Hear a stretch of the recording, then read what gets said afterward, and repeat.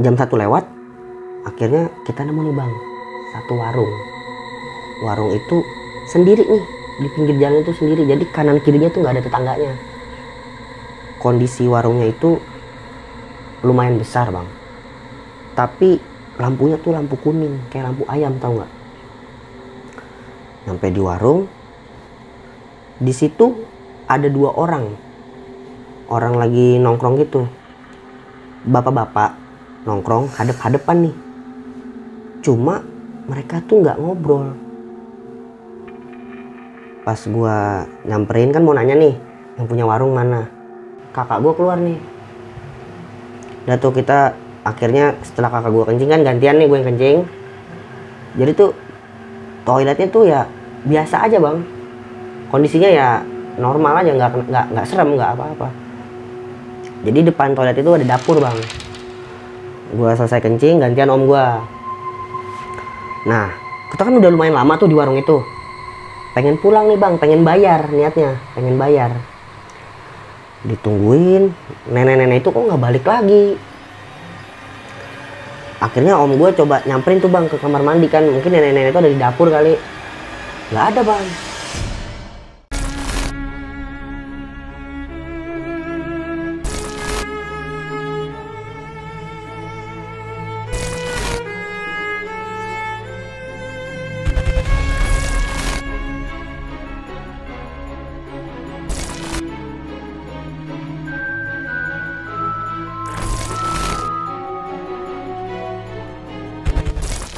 Assalamualaikum warahmatullahi wabarakatuh. Kembali lagi bareng gue Aris. Tapi sebelumnya gue mau ngucapin terima kasih banyak buat kalian semua yang udah mampir di video ini.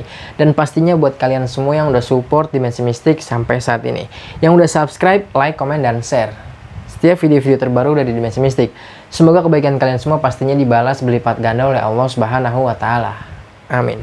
Dan gue juga mau ngucapin selamat Hari Raya Idul Fitri 1444 Hijriah.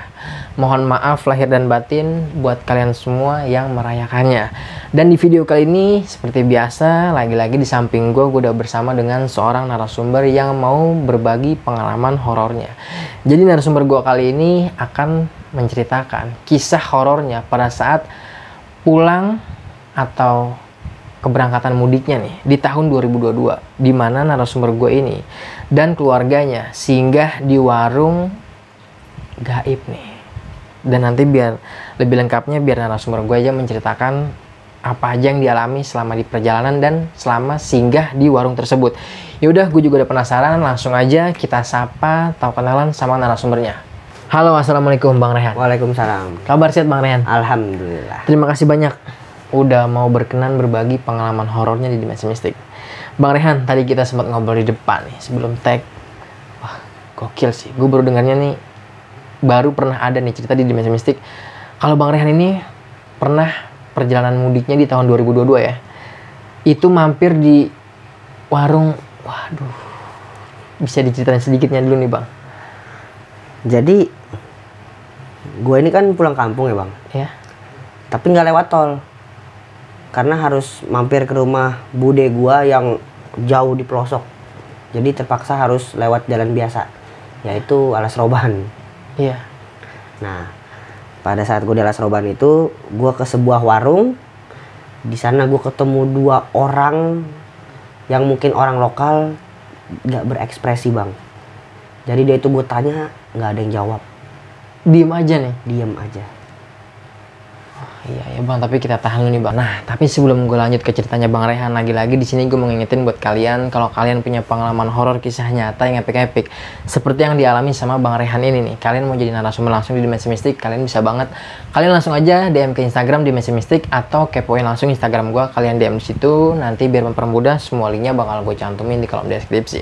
Terus dukung channel Dimensi Mistik dengan cara subscribe, like, komen, dan share biar gue makin semangat menghadirkan narasumber-narasumber yang punya pengalaman horor kisah nyata yang epic-epic seperti yang dialami sama Bang Rehan ini nih. Ya udah, gue rasa cukup, opening gue udah kelamaan, gue juga udah penasaran, langsung aja kita simak kisahnya. Bang Rehan, bisa dimulai nih Bang, cerita perjalanan mudiknya Bang Rehan. Jadi pengalaman gue ini di tahun 2022 nih bang. Jadi di tahun 2022 ini pemerintah baru mengizinkan rakyat Indonesia buat mudik nih bang. Iya, baru dibukanya gitu ya. Karena kan setelah pandemi, jadi itu 2022 tuh ya lagi kangen-kangennya lah, ibaratnya kan kayak gitu. Gue itu mudik abis lebaran bang. Jadi gue tuh sholat idnya di Jakarta, pulang kampungnya sore. Gue emang dari dulu tradisinya kayak gitu bang. Jadi lebaran dulu di Jakarta, berangkat ke kampungnya baru abis lebaran. Gue ini ke kampung berlima nih bang. Gue, kakak ipar gue, kakak gue, om gue, sama ponakan gue nih. Naik mobil kakak ipar gue.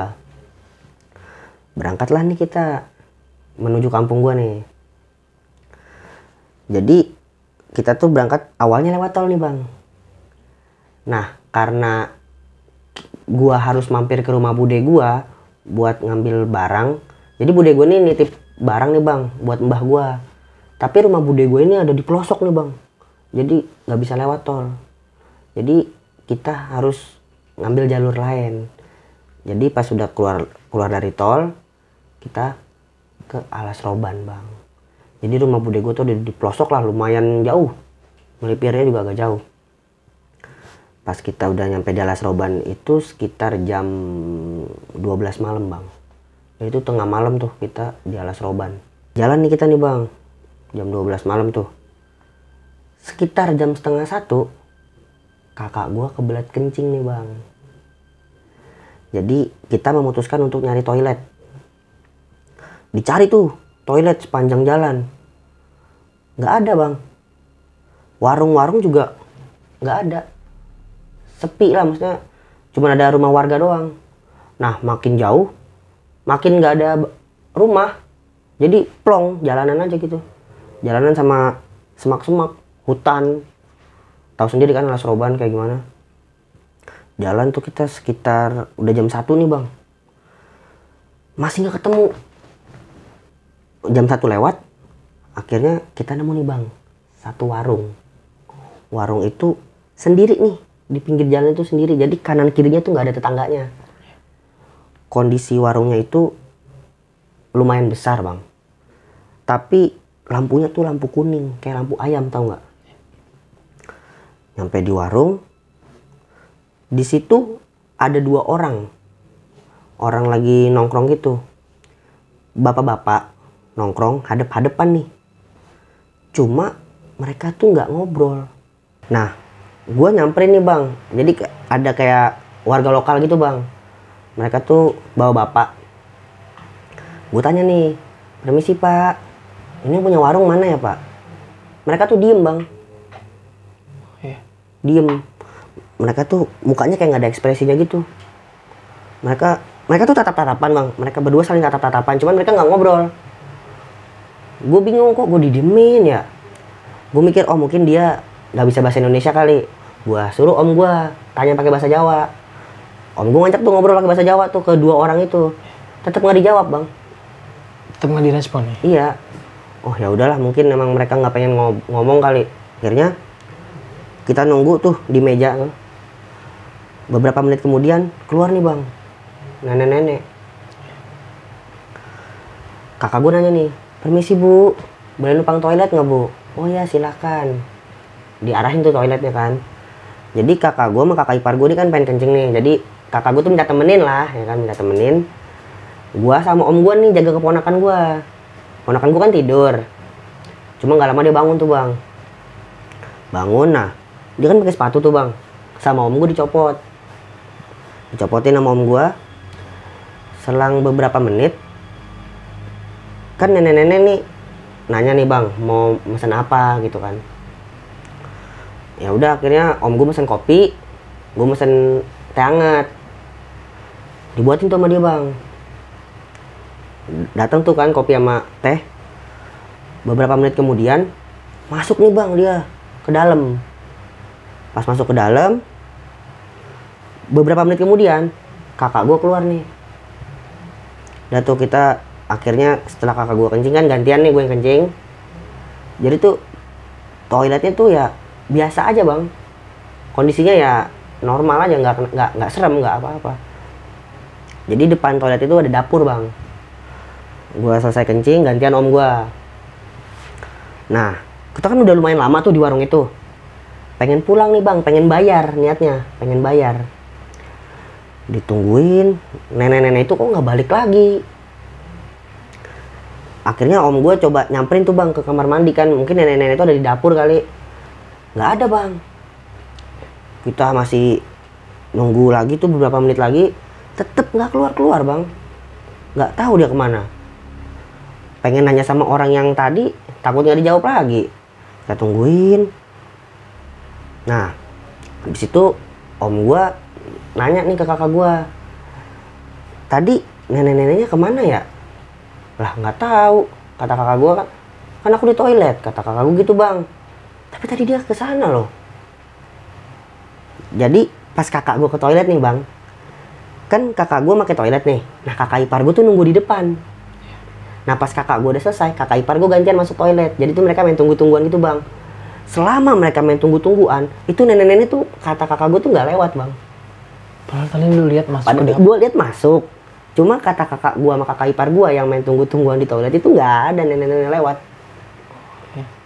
Kita heran dong. Jadi tuh kita tuh hampir sejam bang di situ nungguin tuh nenek-nenek buat bayar doang. Ya udahlah, karena kita udah hampir pagi juga kan. Akhirnya kakak gue nitipin duit tuh di situ, di meja itu. Udah tuh akhirnya kita cabut. Berangkat, melanjutkan perjalanan lagi.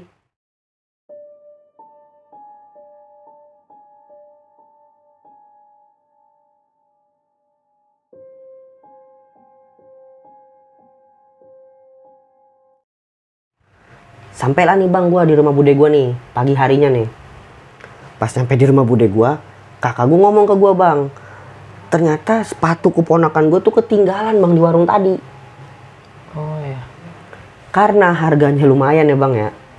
Jadi kakak gue memutuskan untuk ngambil lagi itu sepatu pas kita arah ke Jakarta. Karena kan udah lumayan jauh tuh dari rumah bude gue buat balik ke tempat itu lagi kan. Ya udahlah, jadi kata kakak gue pas pulangnya aja.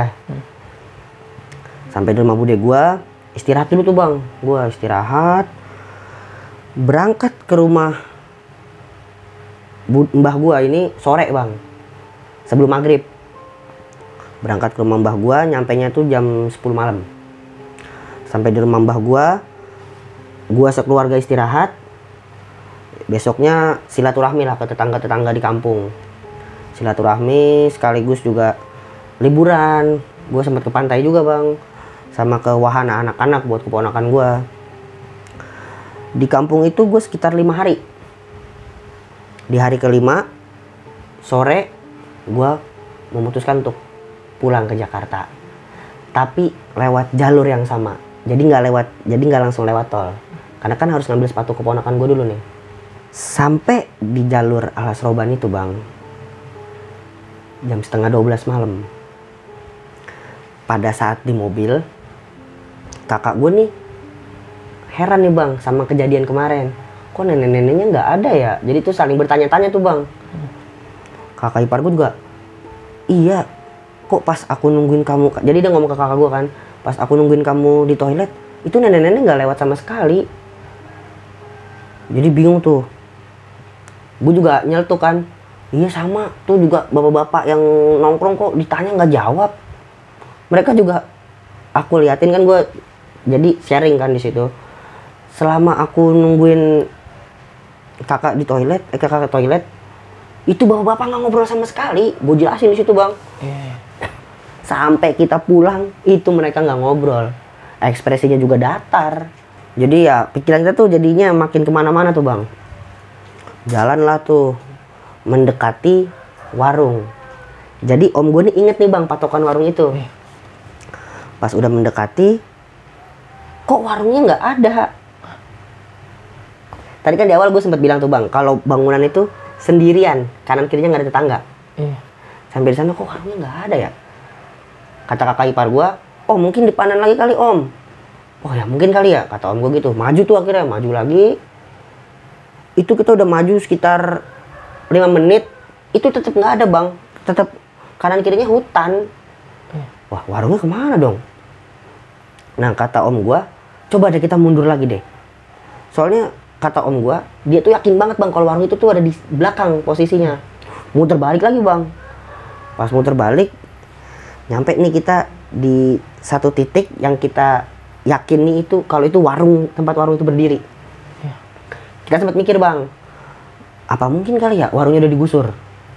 Cuma ya kali digusur masa puing-puingnya nggak ada bekasnya. Iya, bekasan. Sedangkan kan waktunya kayak belum lama ya, baru 5 hari.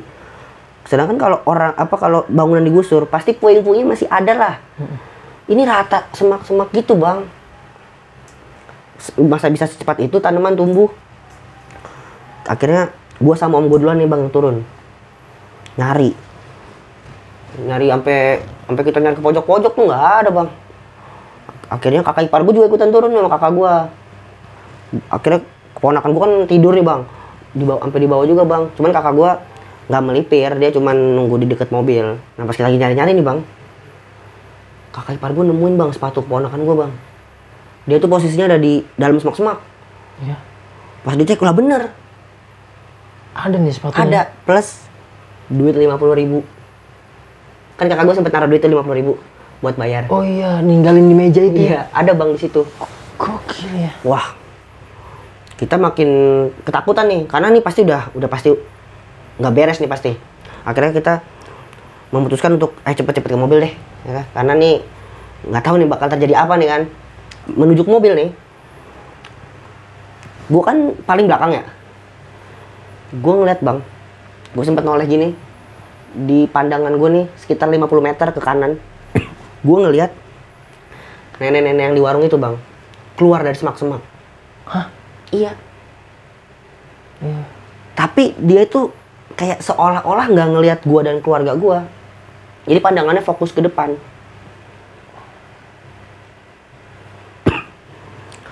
Gue nanya ke kakak gue dong, kak itu nenek-nenek lihat nenek-nenek yang di situ nggak? Kakak gue diem aja bang, kayak ayo cepetan buru-buru kayak gitu-gitu bang. Jadi kayak ngeburu-buruin gitu. Jadi gue ngomong dia nyuekin gitu bang. Ya udah akhirnya kita masuk ke mobil, langsung jalan. Tapi kita masih sempat bingung nih kok sepatunya ada, duitnya ada, bangunannya nggak ada.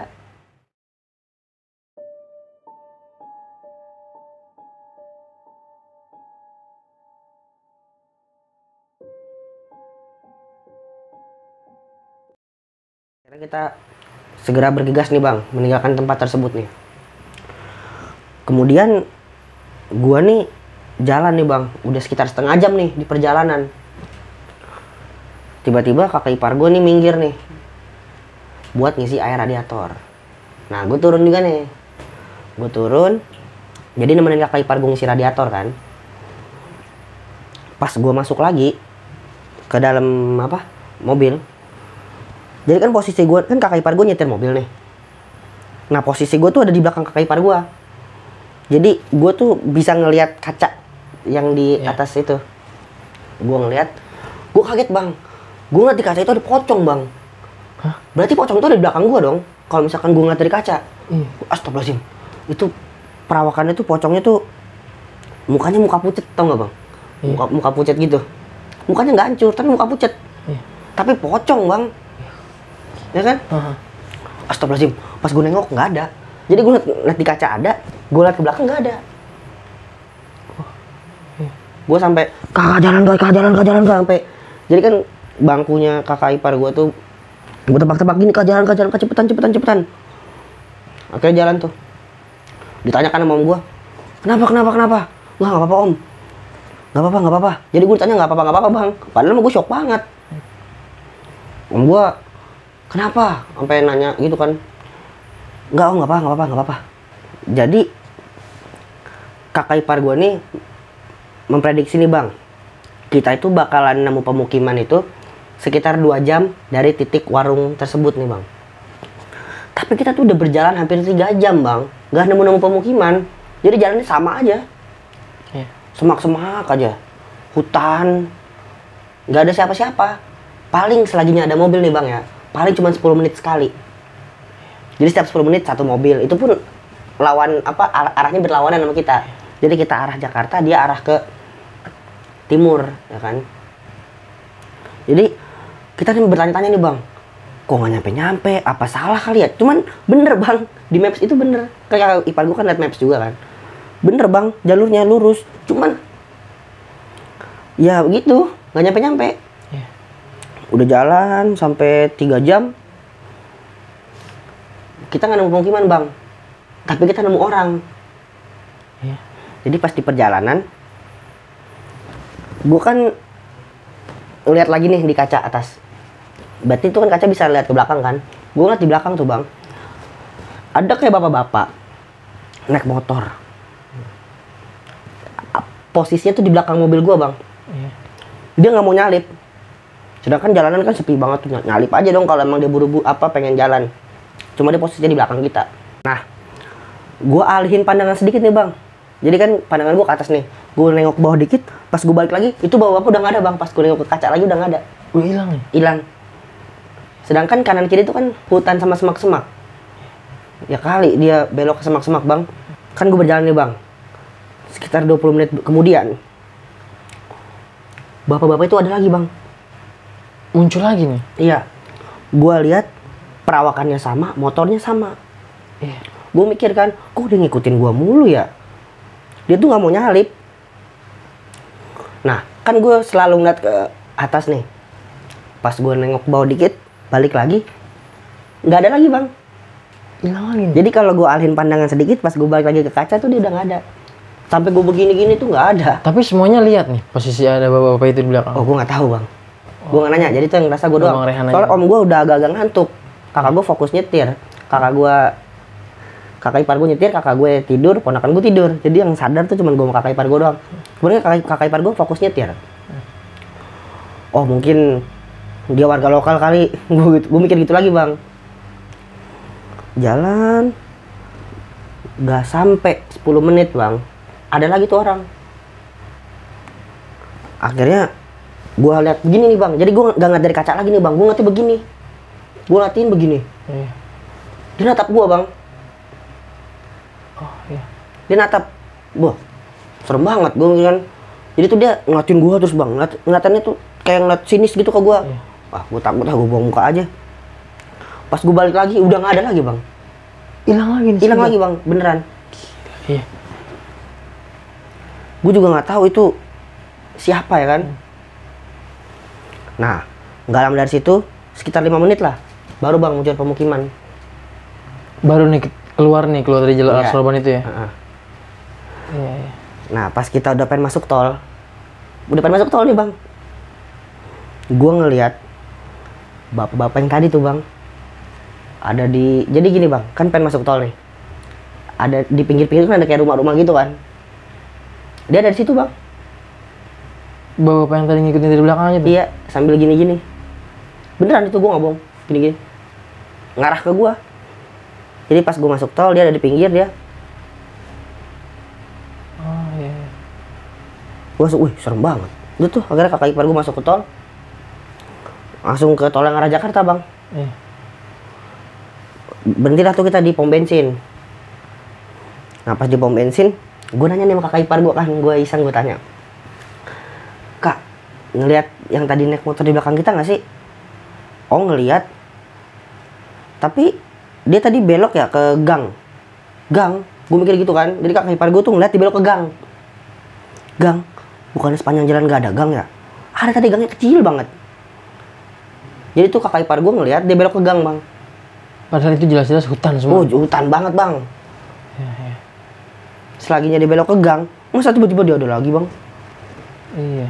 Ngapain coba? Keluar masuk. Jadi menurut kakak ipar gue kayak gitu bang. Udah tuh akhirnya kita berangkat lagi menuju Jakarta dan alhamdulillah sampai di Jakarta dengan selamat. Itu sih bang pengalaman gue di tahun 2022 pas mudik Lebaran. Wah, gila, gokil sih pengalaman Bang Rehan ini.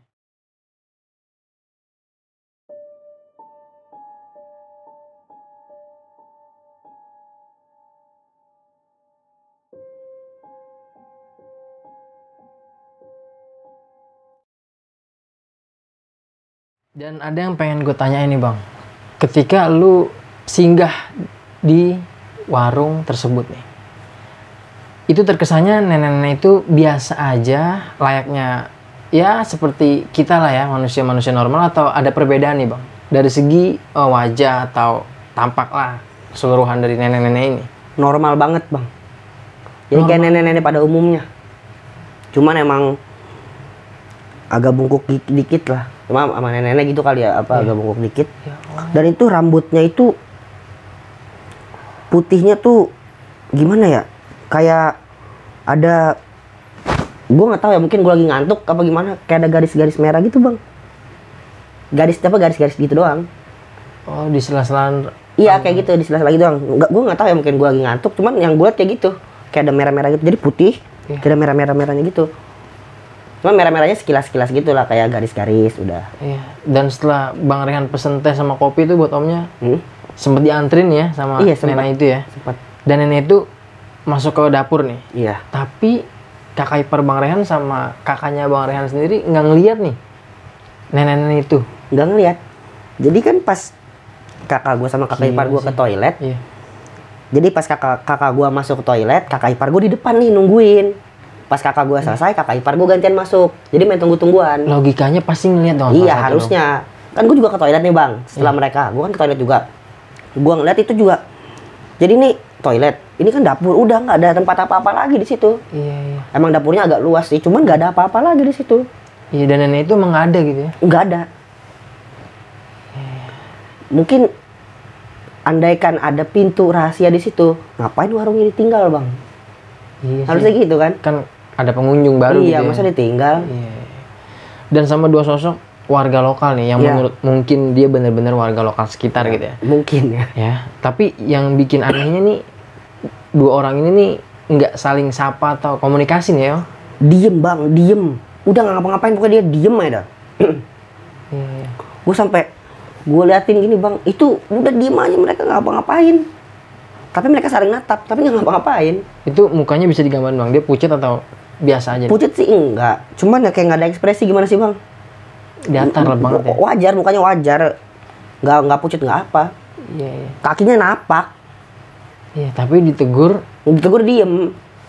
Kalau gue sih udah pasti berpikir udah kemana-mana nih bang, karena aneh sih. Pasti. Dia berdua nggak ada komunikasi sama sekali nih. Dan pada saat gua duduk di situ tuh bang, di warung itu, kan gua ngeliatin mereka terus. Mereka nggak ada yang minum kopi, jadi kan mereka pesen kopi, jadi kopinya nggak ada yang diminum. Sampai gua pulang tuh kopi nggak diseruput sama. Jadi benar-benar main diem-dieman dan. Iya bener. Mungkin mereka bicara pakai kontak batin kali bang ya, tapi kan gua nggak tahu juga. Iya. Ya orang diem. Iya. Itu kopi bener-bener masih utuh banget bang. Bahkan sampai gua pulang pun mereka tetap nggak nyeruput. Dan sampai pamitan juga. Udah didiemin. Gila sih bener. Dua makhluk atau dua orang yang aneh lah bisa dibilang ya. Dan ketika lu udah sampai di rumah bude lu, kakak lu baru kepikiran nih, kalau sepatu ponakan lu ini ternyata ketinggalan di warung itu nih. Iya, baru ngeh. Iya. Yang bikin horornya lagi ketika sampai di titik warung itu. Warung itu nggak ada tuh bang ya? Iya, nggak ada. Tapi udah bener-bener jelas nih ya titiknya persis di warung itu ya? Ya, sekarang pasti jelas lah bang, karena sepatunya aja ada bang di situ. Iya sih, bener. Dan duit 50.000. Dan duitnya juga pun masih utuh nih ya? Utuh bang. Jadi kakak gue naruh di meja. Ya, berharap nenek itu ngambil lah ya kan? Iya. Cuman adanya di situ. Di semak-semak. Jadi di samping sepatu ada duit itu. Bisa kita ambil kesimpulan Bang Rehan dan keluarga Bang Rehan ini singgah di warung gaib nih bang ya, di daerah Alas Roban. Ya bisa dibilang gitu sih bang. Ya karena juga nggak mungkin nih kalau misalkan emang dia ada penggusuran. Bener tadi Bang Rehan bilang kok sekejap tapi nggak ada bekas-bekas peruntuhannya atau puing-puingnya nih. Iya, sedangkan itu baru 5 hari yang lalu ya kan. Masa ya biasanya kan bekas-bekas tembok, bekas-bekas apa kan ada bang. Ini nggak ada sama sekali, bersih. Dan itu semak-semak. Semak-semak ya lumayan lah, daunnya lumayan tinggi. Iya. Masa tanaman bisa tumbuh secepat itu dalam waktu 5 hari. Dan yang bikin jadi meyakinkan, sepatu itu dan uang 50 ribuan itu ada ya? Ada. Gokil sih. Itu tahun berapa bang? 2000 tahun kemarin ya, 2022. Pas dibukanya. Iya pas mudik lagi ya? baru meledak-meledaknya mudik itu. Kan setelah pandemi hampir 2 tahun lah ya. Nggak boleh mudik. Ya mungkin orang kan lagi kangen-kangennya, jadi ya mudik lagi ramai banget tuh bang. Nanti setelah lebaran ini ada niatan mudik nih bang? Enggak sih. Dan bang. lewat Alas Roban lagi nih? Enggak, udah mudik. Buat mastiin? Udah mudik kemarin bang. Oh kemarin ya? Sebelum puasa udah mudik. Oh, dan nggak lewat Alas Roban, lewat tol. Lebih milih lewat tol ya? Oh, mungkin kapok nih Bang ya? Karena kalau lewat tol kan sepatu ketinggalan paling ketinggalan di rest area. Ya mungkin gak mungkin rest areanya hilang kan Ya, gitu. karena Bang Rehan juga udah ngalamin nih kejadian Iya. mistis nih gitu ya. Iya. Jadi mungkin udah pada nggak mau lah ngalamin kedua kalinya nih gitu. Nggak mau Bang. Oke. Sekali lagi terima kasih banyak Bang Rehan. Sama-sama Bang Udah Aris. menyempatkan waktunya buat berbagi pengalaman horor perjalanan mudiknya nih di Dimensi Mistik. Sukses terus Bang Rehan buat karirnya dan salam buat keluarga di rumah. Sekian kisah pengalaman horor mudiknya Bang Rehan bersama keluarganya di tahun 2022 lalu nih. Dan buat kalian yang dari tadi nonton dari awal nggak ada yang skip, dan boleh banget kalian skip iklannya aja, kalian udah pasti dengerin semua nih apa aja yang dialami sama Bang Rehan dan keluarganya nih. Jadi buat kalian semua di sini gue ngucapin terima kasih banyak buat kalian yang udah mampir video ini. Dan lagi-lagi sebelum gue akhiri video ini, gue mau ngingetin buat kalian kalau kalian punya pengalaman horor kisah nyata yang epic-epic seperti yang dialami sama Bang Rehan ini, mau berbagi ceritanya, kalian bisa langsung aja DM ke Instagram Dimensi Mistik, atau bisa aja langsung mampir ke Instagram gue. Nanti biar mempermudah, semua linknya bakal gue cantumin di kolom deskripsi. Terus dukung channel Dimensi Mistik dengan cara subscribe, like, komen, dan share biar gue makin semangat menghadirkan narasumber-narasumber yang punya pengalaman horor kisah nyata yang epic-epic seperti yang dialami sama narasumber gue kali ini. Yaudah, gue akhiri video ini. Gue Aris Dimensi Mistik dan Bang Rehan pamit undur diri. Wassalamualaikum warahmatullahi wabarakatuh. Bang Rehan, makasih banyak. Ya Bang.